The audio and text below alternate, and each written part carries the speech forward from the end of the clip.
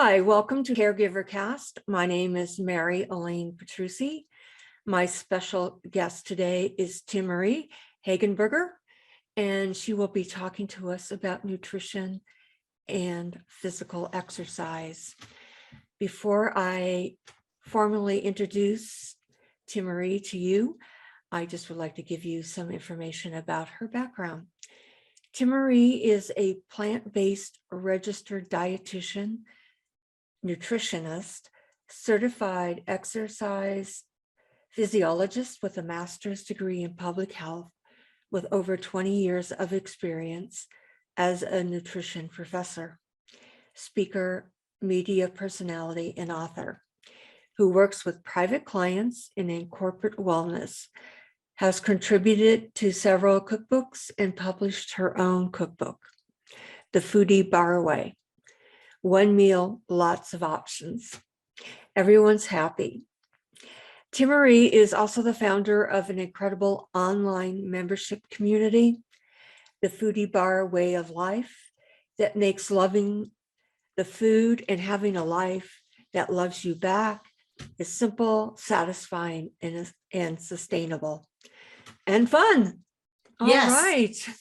Welcome to Caregiver Cast, Timaree.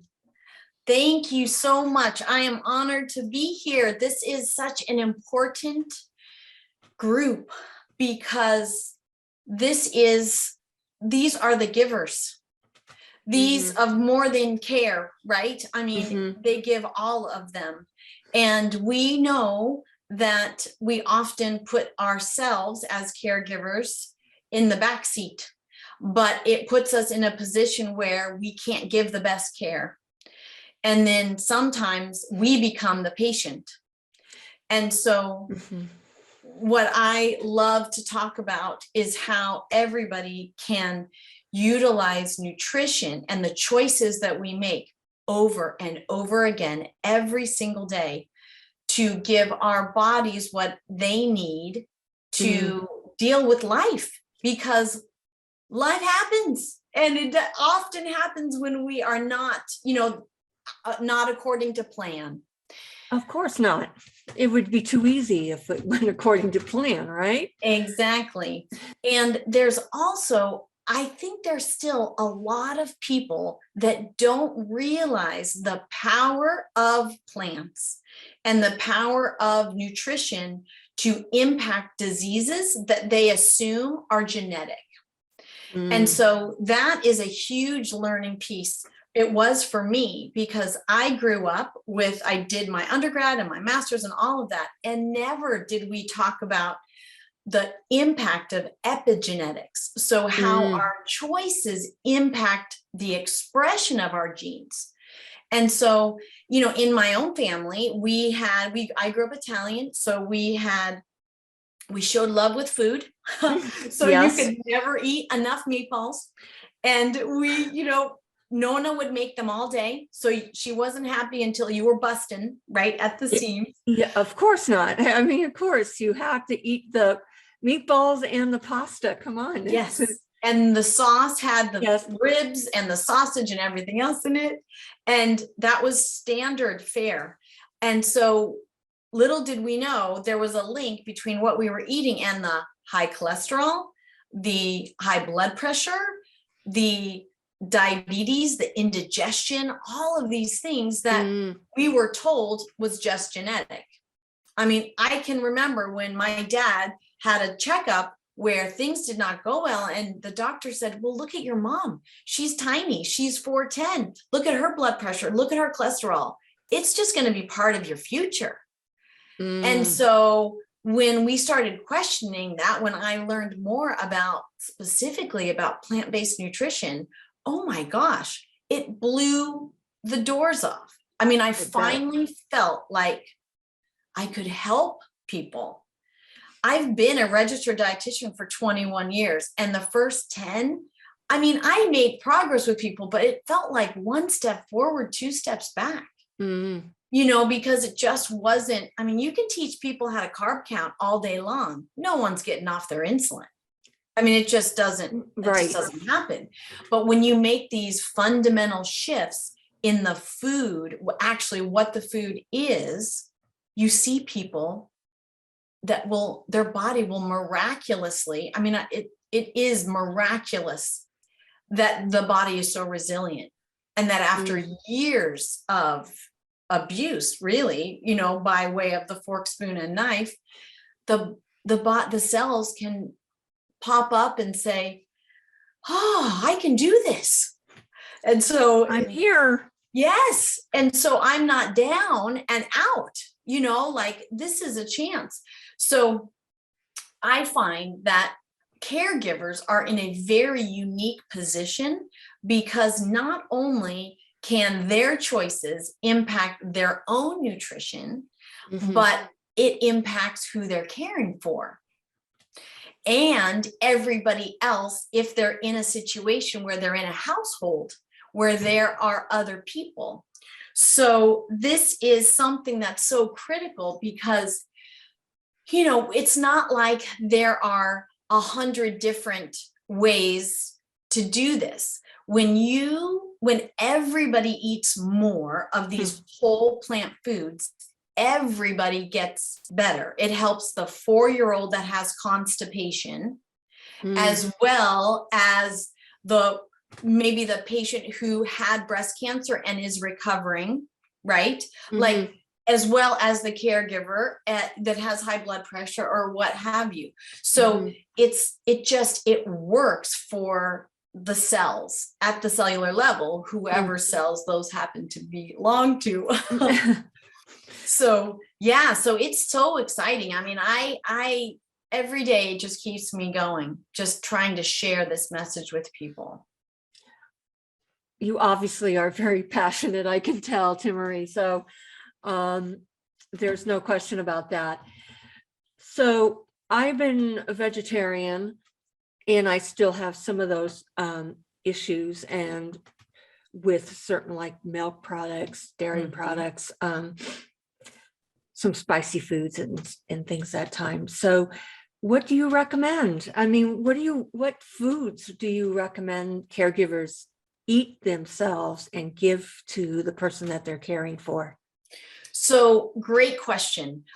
We have quite a bit of research that has linked dairy foods to cancer, and of different types, prostate cancer and ovarian cancer and different. So it's probably not something that I would recommend. It's not more than probably, I don't recommend it, because it's just not worth putting that risk, putting yourself at risk, especially because cancer is so prevalent now. I mean, it's everywhere. So that is, and it also highly contributes to inflammation. So anybody who has joint issues, which a lot of caregivers, because they're stressing, their bodies quite a bit, and, can develop issues. And a lot of them that are older too, just feel like, oh, I'm getting older and now it's getting harder. And when I wake up in the morning, I'm stiff. That shouldn't be how it goes. And I have seen people respond negatively to even a few tablespoons of dairy and feeling stress in their joints. Wow. And it's also linked to rheumatoid arthritis and other autoimmune conditions. So we don't want that. That's definitely something, to eliminate. And that will make it a lot easier to try to focus on the whole foods. So what a good acronym that Dr. Joel Furman, that I really enjoy, that he helps us remember, and this is for anti-cancer especially as well, is the G bombs. So G stands for greens, B stands for beans, O for onions and garlic, M for mushrooms, B again for berries, and then S for seeds and nuts. So those every single day, thinking about getting, as much as possible. And there's a lot of phenomenal research about the gut microbiota. And I'm sure that people are aware of a lot of those gut studies, but they have also found that another way to approach this way of eating is to aim for a certain minimum number of variety of fruits and vegetables in a week. And so that's 30. 30 seemed to be the target where people had the healthiest, most active in a positive way, microbiome and microbiota. So one thing that I like to help people think about is to look at their daily food, right? And kind of tally up how many different vegetables, how many different fruits, and then what colors were they? You know, you always hear about eating for the rainbow, but it actually makes sense because the rainbow, those colors are actually the phytonutrients, the plant nutrients, and that's what give them their color. So that's why a purple carrot is purple. That's why a cauliflower is white. You know, those are all colors that have specific phytonutrients associated with them. And they do different things in the body. And so I like to phyto, P-H-Y-T-O, you know, for plant, but I like to think of it as fight, F-I-G-H-T-O, because it helps our cells fight against disease. So the more variety of colors and the more variety of plants possible, the better. So, you know, it's not just about what to push off the plate. Like I was saying, if you have arthritis issues, if you have diabetes issues, if you have cancer background, you definitely, I would not recommend dairy, but it's more than just that. It's what to put on the plate, like you said. So the most color, the better. And with fiber, so you'll hear me say whole food. So I am a whole food plant-based eater. So what that, because there are, sometimes people get confused about, well, what's vegan and what's whole food and what's vegetarian? And, you know, it can be a little bit confusing. So vegetarian, as you had mentioned, is probably the most general term because it can mean almost anything right now. There are people who are flexitarian. There are people who will eat fish once a week and they still consider themselves vegetarian, dairy, eggs. So that can be kind of all over the board. You have to actually ask the person, you know, what do you include and what do you not include? But then there's vegan, which is no animal products. And that typically extends beyond food. So for many people who identify themselves as vegan, it could be no leather, no byproducts whatsoever related to animals. But something that as a dietitian, I don't agree with as far as health-wise is that there are a lot of accidentally vegan foods that are not healthful, right? So there's a lot of junky like French fries and Oreos and all that stuff. I mean, they're, you know, chips and soda technically are vegan, most of them, right? As you would imagine, but it doesn't mean they're healthy. And I came to this in 2010, 2011, when I started learning about this. And I have been consistent since then, 100% consistent with it. But I did it for the health piece of it before I learned about all the environment and the animals and all the rest of it. So for me, subsisting on soda and chips doesn't make any sense. So I identify with this whole food plant-based. So food at their as whole and least processed as possible. And that becomes important because when we mess with the cell structure, we end up making it much easier for our bodies to break down and absorb, which for some things would be good, like make sure you chew when you're eating greens. But for other things, like when you take oatmeal and you obliterate it to the point where you've blown it up into a cereal, right? I mean, you have completely turned it into a flour and then blown it up into a cereal. The surface area is so huge that it affects your blood sugar very, very quickly. So you can't compare an oat-based cereal to oat groats that you would cook in an Instant Pot.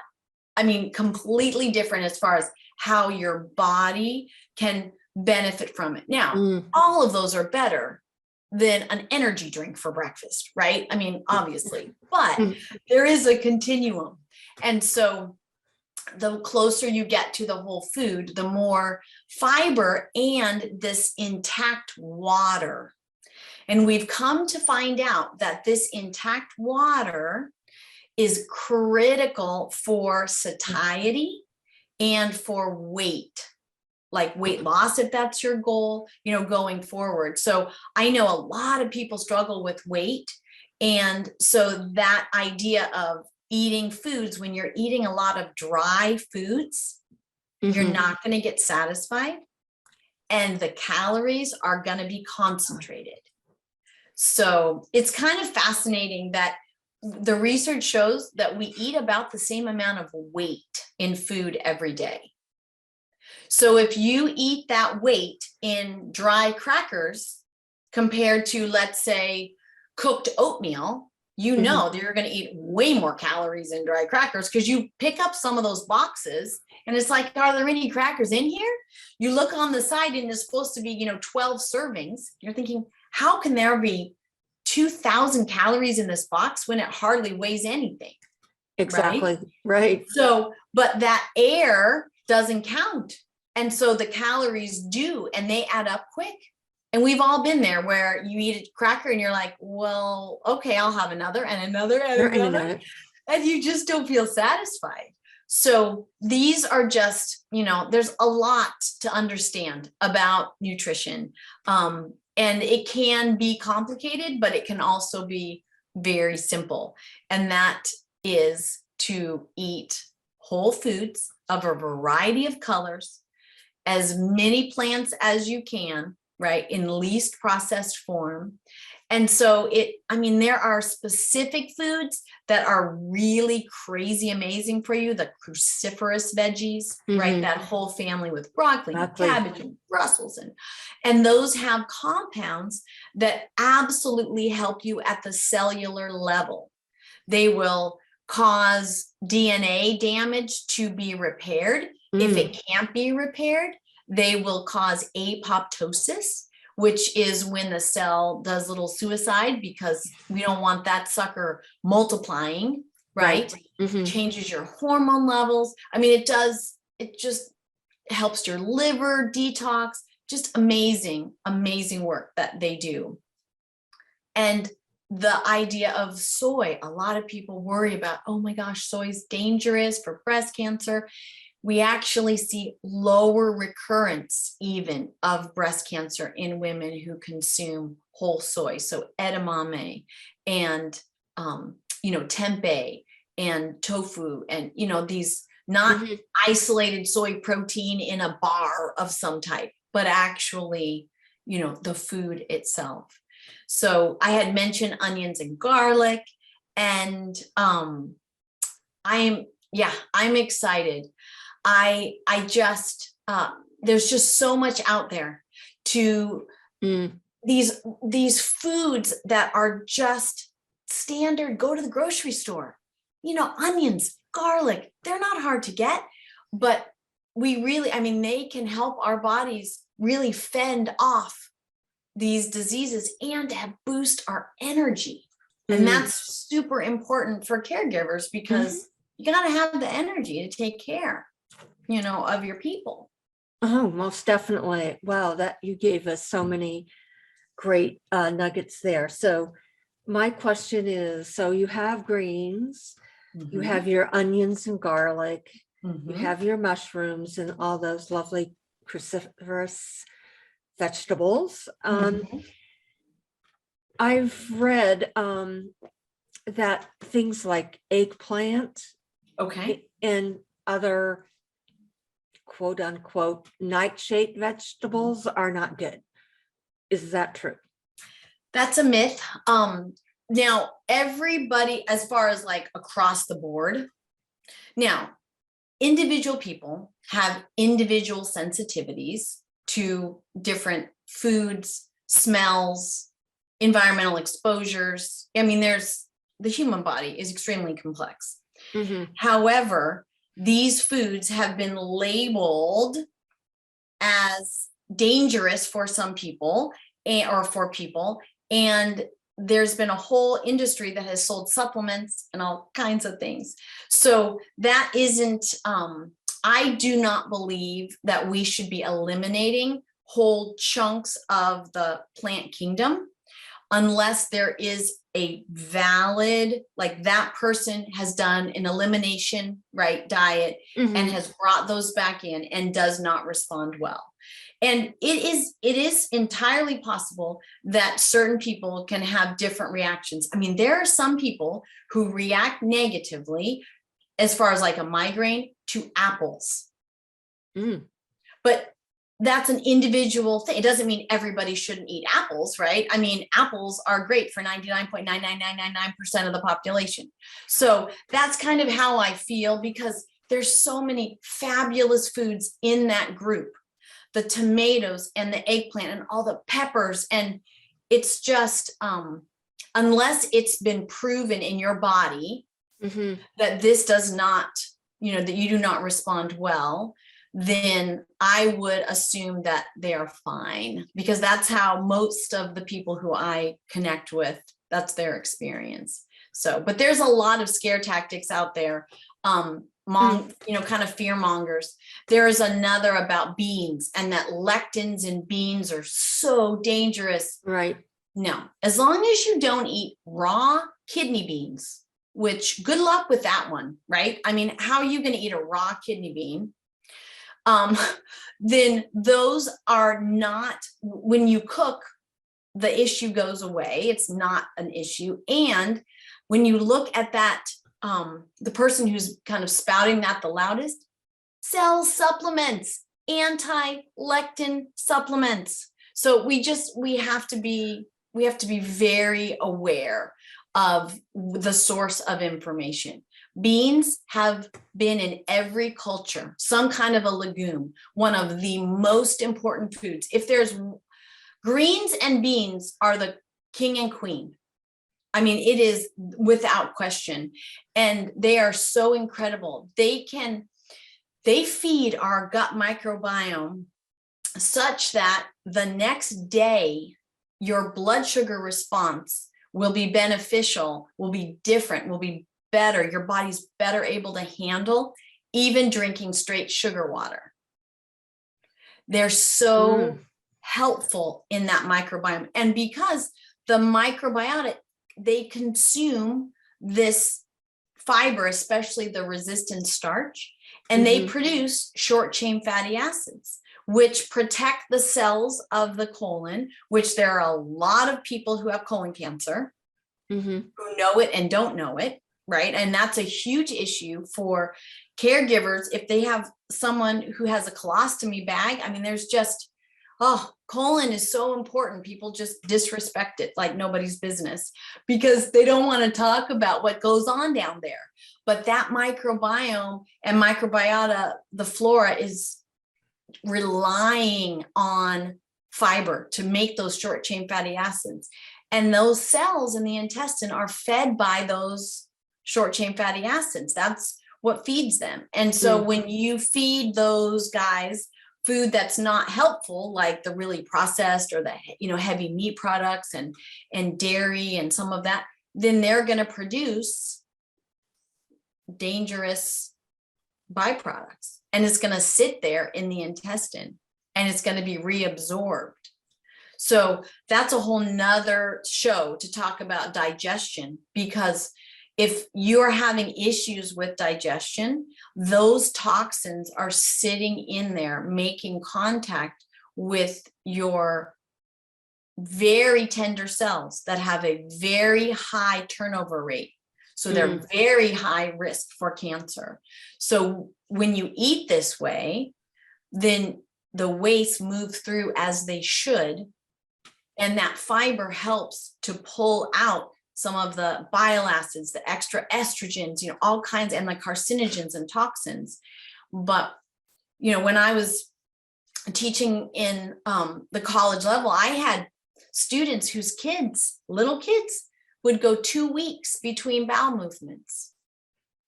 You're kidding that? Wow. So think about how much pain the little one is in, for sure. And then think about how long those toxins are making contact with those precious cells. And huge link between dairy and constipation, enormous link. Like the research has shown, they can put kids who have struggled for years, 5-10 years, take away all of the dairy products and it resolves. It's mind-blowing. It sounds mind-blowing. So, It is. wow. Okay. Well, I would think, well, now they're have milk without like the extra RBH or something, RBG. Right. I guess that's a hormone or something that they use for milk production.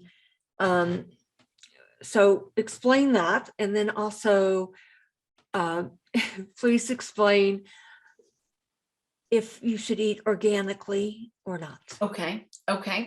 So the growth hormones that they add to some of the dairy production facilities, we'll say, just add insult to injury. But it's kind of interesting because we're the only species that drinks another species' milk. And after weaning. So it seems a little odd, like when you look at it. I mean, that's how I grew up. We drank non-fat cow's milk. I mean, that was what we did, but we didn't call it cow's milk. We just called it milk. But my mom breastfed me, and that was breast milk, her breast milk, not anybody else's, right? So when we think about like, how does someone's breast milk impact the growth of that baby? Well, we know that breast milk is gold.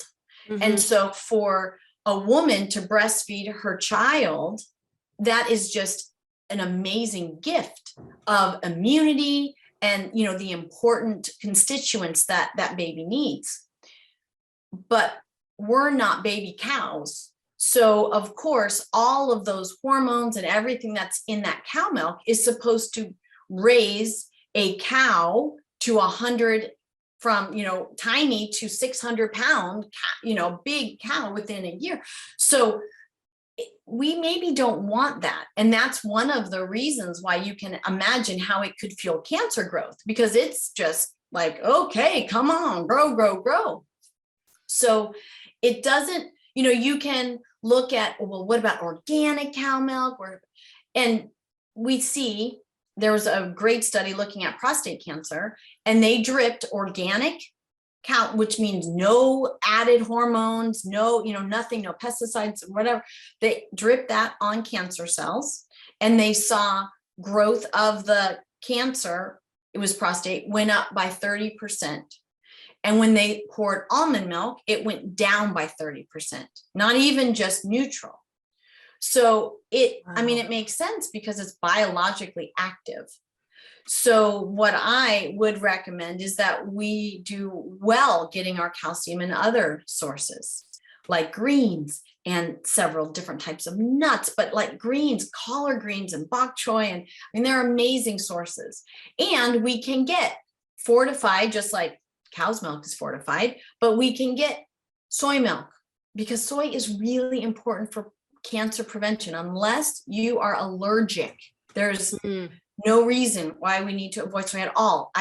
There have been several cancer doctors. One, Christy Funk, she said, I can't believe that I was telling women, no soy, no soy. She's a breast cancer doctor. She actually did the surgery for Angelina Jolie and I can't remember who the other woman was, very, very famous.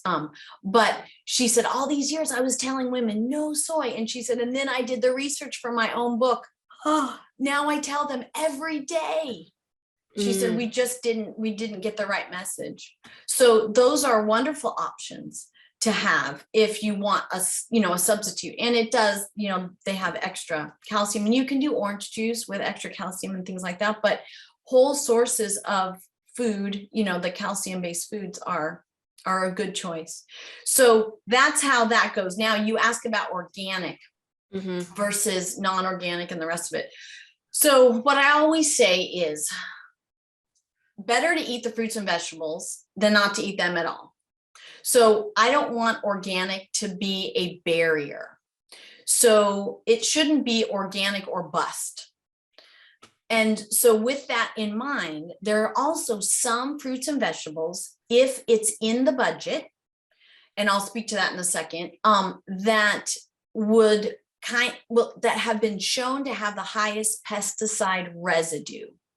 And so there is a group that's called EWG, Environmental Working Group, and EWG.org every year puts out their Dirty Dozen list and their Clean 15. So if you want to be mindful about where you spend your dollars at the grocery store, what would make the best investment on organic versus non-organic, conventional.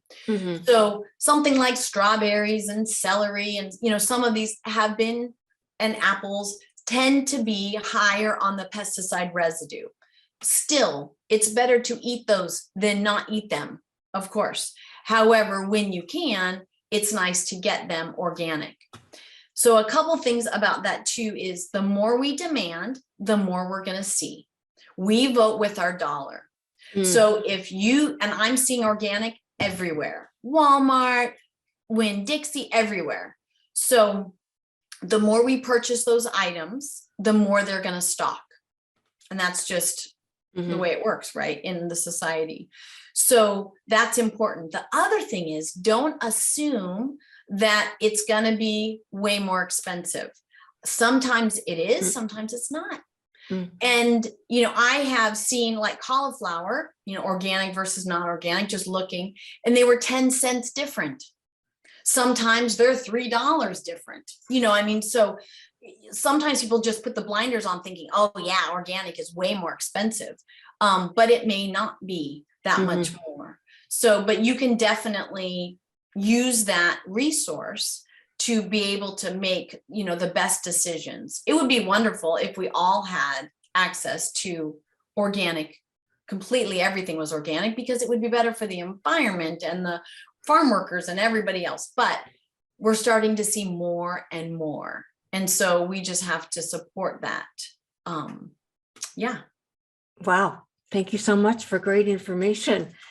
Of course. I use almond milk for my smoothies. So yeah, I haven't been eating yogurt or anything like that for a while.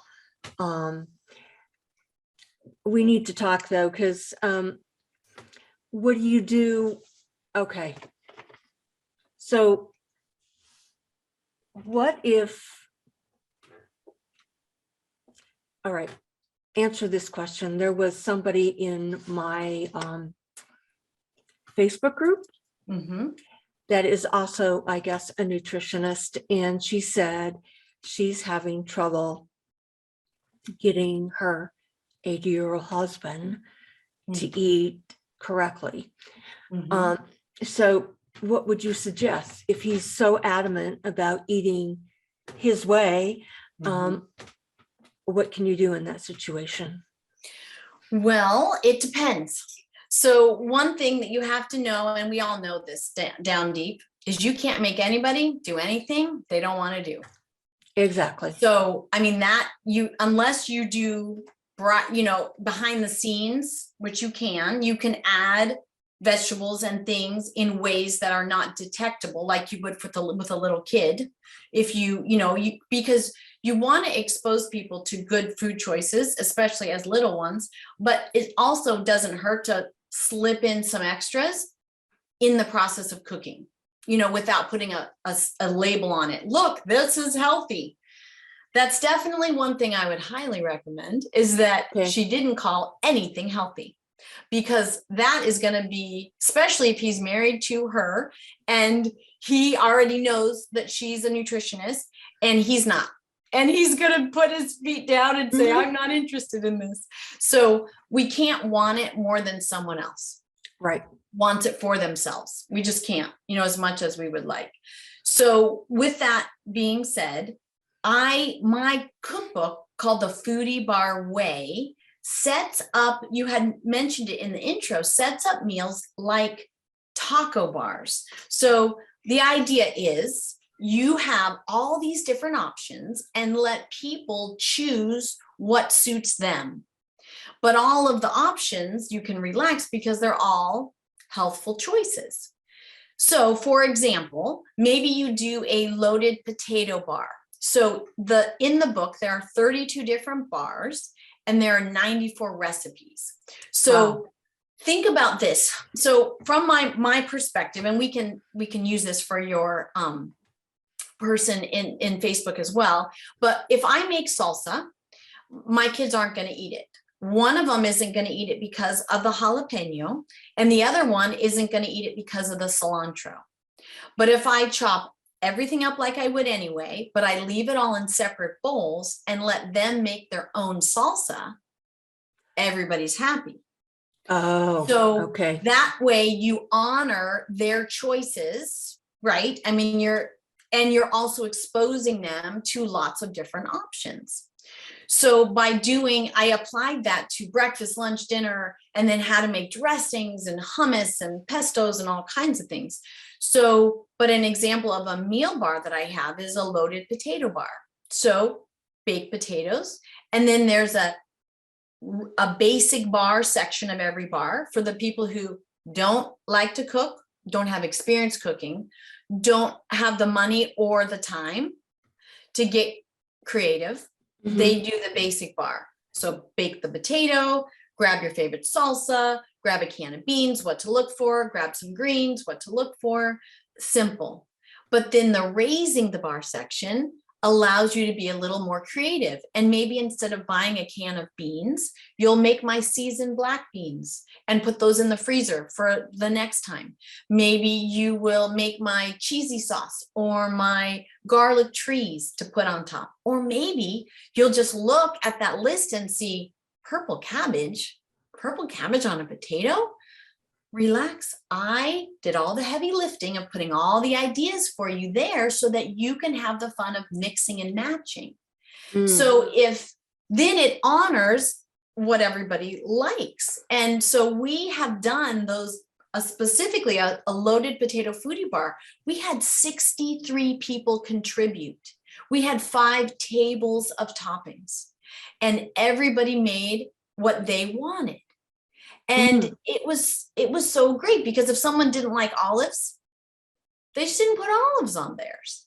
So I have found, especially with kids, the more, and could be with your friend's husband, maybe not, but the more they're exposed and that it's on their terms, that they would put a little bit of this or a little bit of that onto their food, then you may find that he responds very positively. And it's always changing things up. And so for a whole family, it would make sense to make all the options. But if it's just 1 or 2 people, then you use the book as the ideas. You just figure it out in your head. Oh, today I want to do this and this and this. Perfect. And then you just make those things. You don't have to make a whole spread, but you've got that to play with. And so it's such a refreshing way to approach this way of, well, any way of eating, really. The book has no animal products in it whatsoever, and there's no oil. However, if you wanted to add, like if he was like, if I don't have chicken, then I'm not eating, then she just adds a little bowl of that to be one of the toppings on whatever he's making, whatever they're making together. So I'm just not going to teach you how to do that because you know how to do that. It's all the other pieces that people are like, oh, what do I put together? So it's very freeing. And I think that is a great approach. And then there's always make a soup, drop in frozen greens. If there is kicking and screaming, puree those greens and then put them in. I mean, there's always ways around adding in more nutrition, adding lentils to a pasta sauce. They just melt. So, I mean, those types of things where it doesn't feel like I'm eating a stalk of broccoli, which is one of the best things you can do. But it sounds like they may have a history of, hitting heads, if he's always feeling like, don't try to get me to eat this way. And she's like, but I love you and I want you to eat well. That's a lot. So maybe taking a fresh approach would be good. That's a great idea, because I'm just kind of thinking in my mind that it's chicken and it's steak and pork and everything else that aren't really good for you. Well, and the other thing is, it's not all or nothing. So any amount of plant food that you can add is going to have a beneficial impact. So of course, the more, the better. So if you want disease reversal, it's not going to work with one piece of spinach a week, obviously, but every little bit helps at the cellular level. So, anything that she can do to improve, and he can do to improve. I mean, you really want him to be the one that says, I'm taking care of my body. But like you said, you can't make people do what they don't want to do. Correct. So, yeah. Thank you. I just wanted to throw that in there. So in order to do this nutritionally, change our diet and make it more nutritious, where should people start? Is it more greens? Right. Okay. Yeah. You can start just about anywhere. Okay. And actually, all the different things that I have suggested, but one of the things that I am seeing, and I have seen for a long time, and that's why I responded to it, is people feel alone because they feel like this journey is different than the mainstream. They feel like the mainstream is pushing fast food, processed food, convenience food. No, this is how you're taking care of yourself, by eating Haagen-Dazs and, right. Just this messaging that we've been getting. And so, making these changes feel like you're swimming upstream. And because these foods have been engineered by very smart food scientists to hit the bliss point, that point right before it's too salty, too sweet, and too greasy. Right before then, where you're just, the dopamine system is just lit up. So you're going to have that pull right towards it. So when you say, no, I am not doing that, I'm not putting that in my body anymore, I am choosing something different. You may look around and say, who's with me? And you may hear nothing, because chances are the people around you are going to keep eating the way they're doing, the way that they are, until they face plant in a stroke, in a heart attack, in a diabetes diagnosis, in a cancer diagnosis, something that's super extreme. So that's why I actually developed the Foodie Bar Way of Life community, because my book is fantastic and there's thousands of people who have it in the world, but I wanted to bring it to life so that people could connect with each other and say, yeah, we actually all like to feel good. Like, this is not weird. Like, we get this. And we just are a little unsure about how to do it. And what if we make a recipe and it doesn't come out, or help me with, and that's why I created that. So we take those recipes and foodie bars and I demonstrate. I do live cooking demos. We do meal planning parties, because we all know life is so much better when you have a plan. But nobody really wants to do it. So we do it together. We make it fun. We do prep togethers for some of those projects that we're like, oh, I really want to start sprouting, or I want to, do some, the pickled onions, and I want to make my own, condiments or things, but you don't get around to it. We work on that together. We have Q&A sessions, People ask me questions and I tell them, nutrition professor, if I don't know the answer, I'll find it for you. I mean, I'm always learning and sharing new information. And then we have a way for people to interact on the computer as well as on an app. So they can be in the middle of the grocery store and say, broccoli, I wonder what I could make. Type it in, and the recipes that they've had with broccoli in it that they put in, and then everybody else's broccoli ideas right at their fingertips. And it actually includes a copy of my electronic copy of my book right there. So they could look up a recipe in the produce aisle. Wow. And so it's so fun. And we're finding people are, it's amazing. The connections that people are making, because these are all the people who are in my membership are people who are givers. They've taken care of everybody else. And now they're like, I think it's my turn. I see the next 20, 30 years of my life. I've worked so hard to get here, and I don't want to be sick. I don't want to be sore. I don't want to be achy. I don't want to be limited. I want to be alive.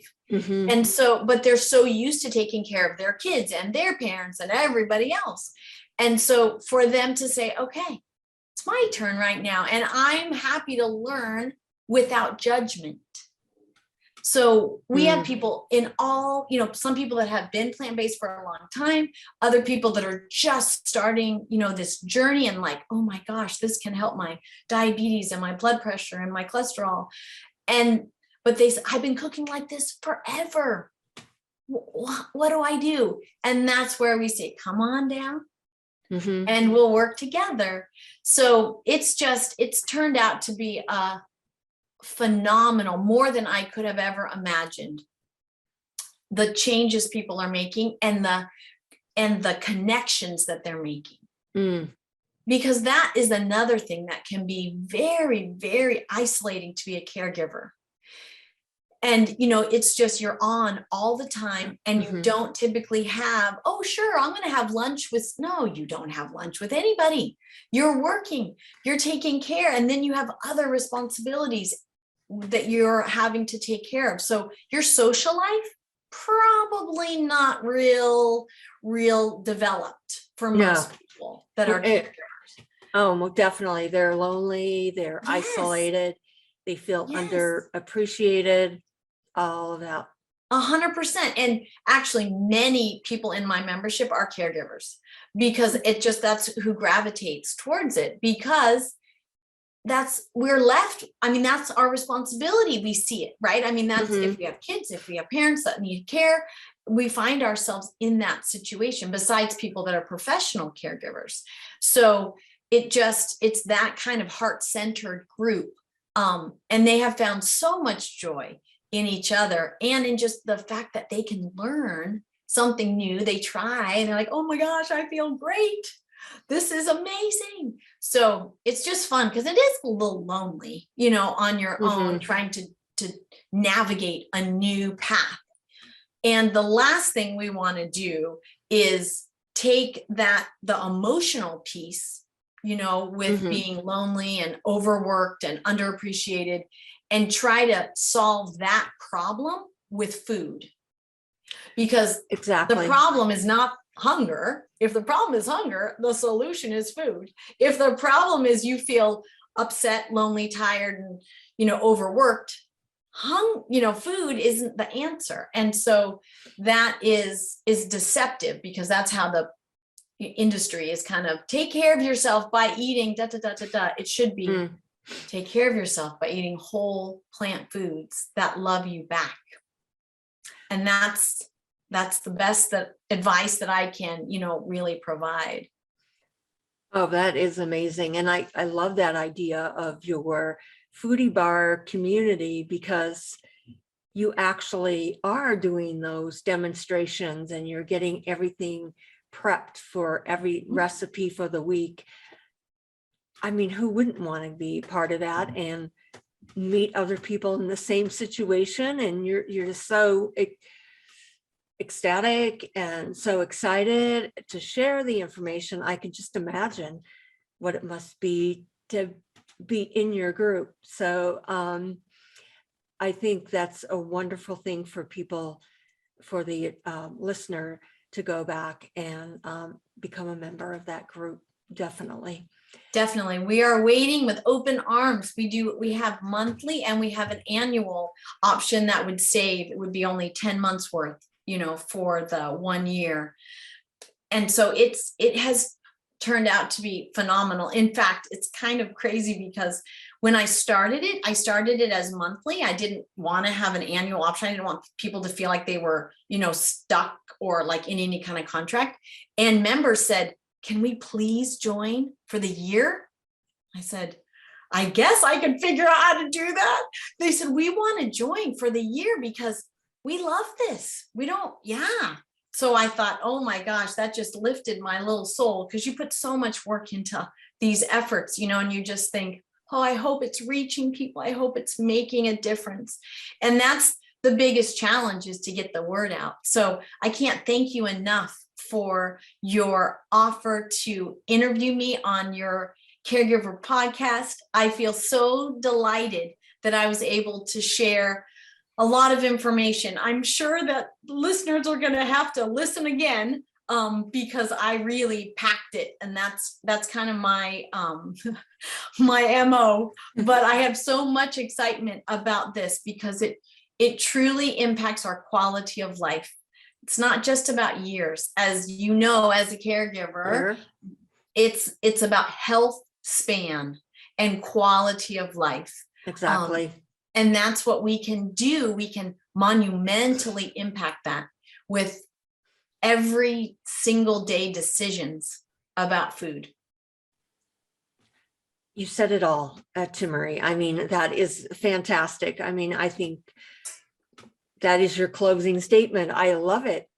That is so wonderful. So is that the community group, the Foodie Bar? The Foodie Bar Way of Life. So okay. Yes, you can. The easiest way to find me is thenutritionprofessor.com. Okay. And so when you go, that's my homepage, and you'll see, join us, the community. You'll see my book and other things. If you wanted to just cut to the chase and go right to join the membership, you could use tiny URL /Foodie Bar Way of Life, but you can find that as well on my homepage. So yeah, it is. And you can always email me. I am thenutritionprofessor@gmail.com.